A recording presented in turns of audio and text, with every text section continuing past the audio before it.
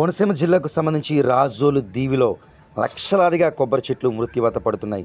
దీంతో రైతాంగం అంతా లబోదిబోమంటున్న పరిస్థితి నెలకొంది. దేశంలోనే కోనసీమ కొబ్బరికి ఒక ప్రత్యేక స్థానం ఉందని చెప్పుకోవచ్చు. అటువంటి చక్కని వాతావరణంలో కోనసీమలో కొబ్బరి చెట్లు కలకల్లాడుతూ కనిపిస్తుంటాయి. కానీ రాజోలు దీవిలో మాత్రం వరుసగా కొబ్బరి చెట్లు చనిపోతున్నాయి. ఇప్పటివరకు లక్షలాదిగా మొక్కలు చనిపోయినట్లుగా రైతులు లబోదిబోమంటున్నారు.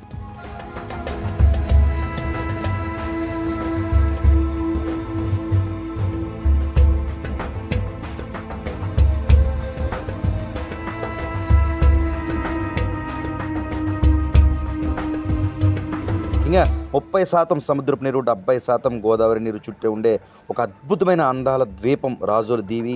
ఈ రాజోలు దీవిలో రైతులు ఎక్కువగా కొబ్బరి సాగు చేస్తారని చెప్పుకోవచ్చు. ప్రధానంగా ఇక్కడ సమస్య ఏంటి, అసలు కొబ్బరి చెట్లు ఎందుకు చనిపోతున్నాయి అన్న విషయాన్ని నేరుగా తెలుసుకునేందుకు ఏపీ డిప్యూటీ సీఎం పవన్ కళ్యాణ్ ఈ వారంలో ఇక్కడికి వస్తున్నట్లుగా సమాచారం. అయితే మనకు తెలిసిన సమాచారం మేరకు శంకరగుప్తం డ్రైన్ అంటే ఉప్పుటేరని పిలుస్తుంటారు. పనులు సరిగ్గా జరగకపోవడంతో సముద్రపు ఆటుపోట్లకు నీటి మట్టం పెరిగి ఉప్పుటేరు పొంగి కేసనపల్లి, పడమటిపాలెం, తూర్పుపాలెం, గొల్లపాలెం తదితర గ్రామాల్లో ఉన్న కొబ్బరి తోటలోకి ఉప్పు నీరు చేరడంతో ఈ వేలాది ఎకరాలు ఉప్పుమయంగా మారిపోయాయి.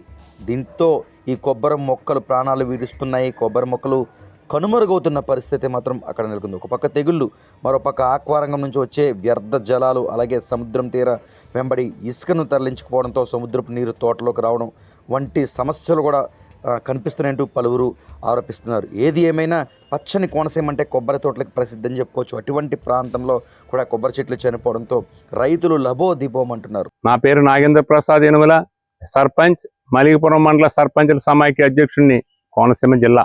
కోనసీమ కొబ్బరి అంటే ప్రపంచవ్యాప్తంగా పేరు ప్రఖ్యాతున్నటువంటి కొబ్బరి. అటువంటి కొబ్బరి గత కొద్ది సంవత్సరాల నుంచి కనుమరుగైపోయింది. కారణం ఏంటంటే ఈ శంకరగుప్తం డ్రైన్ కానుకుని ఉండవడ్డ అనుబంధమైనటువంటి 6 డ్రైన్స్ వల్ల రాజోలు నియోజకవర్గంలో సగ గ్రామాల ముంపుకి గురైపోయినాయి. ప్రత్యేకంగా ఈ శంకరగుప్తం డ్రైన్ కానుకున్నటువంటి 14-15 గ్రామాలు ఒక టూరిజం ప్లేస్ కింద ఉండే. ఇంకా మా చిన్నప్పుడు ఇక్కడికి సినిమా వాళ్ళు వచ్చి షూటింగ్లు తీసుకోవటం, ఈ అంతర్వేది లక్ష్మీనరసింహస్వామి గుడి నుంచి కరవాకు వరకు ఉండబడ్డ, అంటే అటు వశిష్ఠా నది నుంచి ఇక్కడ ఉండబడ్డ వైనతేయ నది వరకు గోదావరి వరకు ఉండబడ్డ ప్లేస్లో ఒక టూరిజం కింద ఒక ఎగ్జిబిషన్గా ప్రతి ఒక్క ఈ సినిమా వాళ్ళు షూటింగ్లు తీసుకుని ఆహ్లాదకరంగా ఉండేది. ఇది ఈ రాజోలు దీవి అనేది ఒక ఐలాండ్.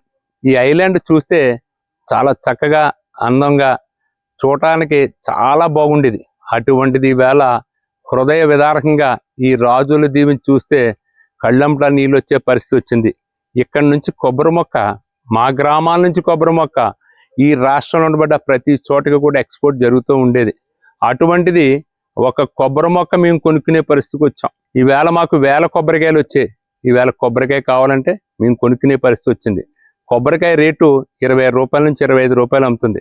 కానీ కాయటకు ఒకసారి చూడండి, నా వెనకమాల ఎలా ఉందంటే ఒక్క చెట్టు కూడా లేకుండా పోయింది. మేము ఎలా బ్రతకాలో, ఈ టూరిజం అనే ప్లేసులో, ఒక దేవుడు దేవతలు తిరిగే ప్లేసులో దెయ్యాలు తిరిగేటట్టు అయిపోయింది. మేము ఎలా బ్రతకాలో అర్థం కాదు. గత ప్రభుత్వం నుంచి ఈ ప్రభుత్వం వరకు సంబంధిత అధికారులకి అనేక సార్లు విన్నవించడం జరిగింది. రాజకీయ నాయకులకు కూడా విన్నవించాం. ఇంతవరకు కార్యాచరణ జరగలేదు.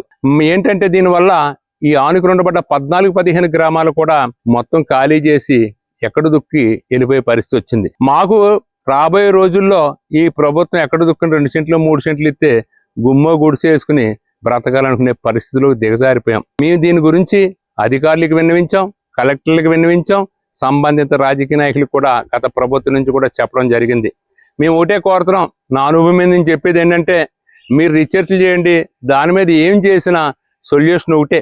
అది ఏంటంటే ఆ శంకరగుప్తం డ్రైన్కి ఇరువైపులా ఏటుగొట్టేసి నీరు ఎక్కకుండా ఉంటేనే ఈ గ్రామాల్లో మేము కాపురాలు చేయగలం, మరలా తిరిగి పూర్వవైభవం తీసుకురావడానికి ప్రయత్నం చేసుకోగలం. లేకపోతే ఈ గ్రామాలను ఖాళీ చేసేయటం, అలాగే ఈ ఆస్తులను వదిలేసి ఎటో కట్టు పోయి మేము ఎలా బ్రతకాలో ఎత్తుకునే పరిస్థితి, కూలో నాలో చేసుకునే పరిస్థితి వచ్చింది. ఏ ఉపాధి హామీ పనికి వెళ్ళే పరిస్థితులు వచ్చినాయి. మేము వ్యవసాయం చేసుకుంటూ, వ్యవసాయంలో చాలా అనుభవంగా ఎన్నో వేళ్ల నుంచి వ్యవసాయం చేసుకుంటూ ఈ వేళ ఊరు ఖాళీ చేసి వెళ్ళిపోయే పరిస్థితి అంటే ఏళ్ల లేక మీకు చెప్పడం ఇది. అధికారులరా, రాజకీయ నాయకులరా, అలాగే సీఎం గారు చంద్రబాబు నాయుడు గారు, పవన్ కళ్యాణ్ గారు, డిప్యూటీ సీఎం గారు, మీ పాదాలకు నమస్కరించి చెప్పేది ఒకటే, మా గ్రామాలని కాపాడి మాకు ఏటుగొట్లేసి ఈ గ్రామాలను నిర్వీర్యం కాకుండా మమ్మల్ని కాచి కాపాడాలని మిమ్మల్ని కోరుకుంటున్నాం.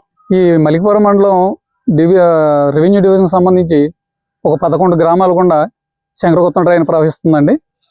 ఈ 11 గ్రామాల మధ్యలో ఈ ప్రవహిస్తున్న ఈ డ్రైను ఇరుపక్కల కూడా ఇంచుమించు రమారమి 1,00,000 కొబ్బరి చెట్లు, 1000 ఎకరాల కొబ్బరి తోటలు ఉంటాయి. ఇవి గత 5 సంవత్సరాల నుంచి కూడా ఈ వాగు పొంగడం వల్ల మొత్తం ఇవన్నీ సర్వనాశనం అయిపోయింది, చచ్చిపోయిన చెట్లు. నాకైతే 2 ఎకరాల కొబ్బరి తోట ఉందండి. ఆ కొబ్బరి తోట వల్లే మా పిల్లల్ని చదివించుకున్నా, మేము జీవనోపాధి సాగించుకున్నా, అన్నీ చేసుకున్నాం. ఇప్పుడు మొత్తం ఆ కొబ్బరి తోట అంతా చచ్చిపోవడం వల్ల మొత్తం మాకంతా సర్వనాశనం అయిపోయి మేము రోడ్డు మీద నుంచోవాల్సిన పరిస్థితి వచ్చింది. ఇప్పుడు మాకు ఆత్మహత్యలు చేసుకోవాలో ఎలా ఉండాలో ఏం తెలియని పరిస్థితి. ఇప్పటివరకు ఈ గత 5 సంవత్సరాల నుంచి కూడా ఈ కొబ్బరి తోటలో ఎలా నాశనం అయిపోయి ఈ అధికారుల కల్లా చెప్పుకుని ప్రతి అధికారిని మేము సంప్రదించి అందరూ వచ్చి విజిట్ చేయడం కూడా అన్నీ జరిగినాయి. ఎంతమంది వచ్చినా దీనికి పరిష్కారం అనేది ఏమీ మాకు చూపించలేదు. కొంతమంది వచ్చి దీనికి బండేయాలి, దీనికి ఏటు కొట్టేయాలి అని చెప్పారు తప్ప ఏవి కార్యరూపం దాల్చలేదండి. మేము సర్వనాశనం అయిపోయాం. మాకు వేరే దిక్కు కూడా లేదు. మేము ఈ కోనసీమ కొబ్బరి చెట్టు అంటే యావత్ భారతదేశంలో కూడా పెద్ద పేరున్న ప్రాంతం. ఇక్కడ నుంచే ఈ కొబ్బరి సీడు అయ్యి పంపించడం, వాళ్ళకి అయ్యి ఇవ్వడం అనేది జరిగి ఈవేళ మేము ఒక దేవుడికి ఒక కొబ్బరికాయ కూడా కొట్టుకోలేని పరిస్థితి అయిపోయింది. మేము సర్వనాశనం అయిపోయింది. ఇప్పుడైనా గవర్నమెంట్ స్పందించి మాకు ఒక జీవనోపాధి కలిగించి మమ్మల్ని చూస్తారని కోరుకుంటున్నాం.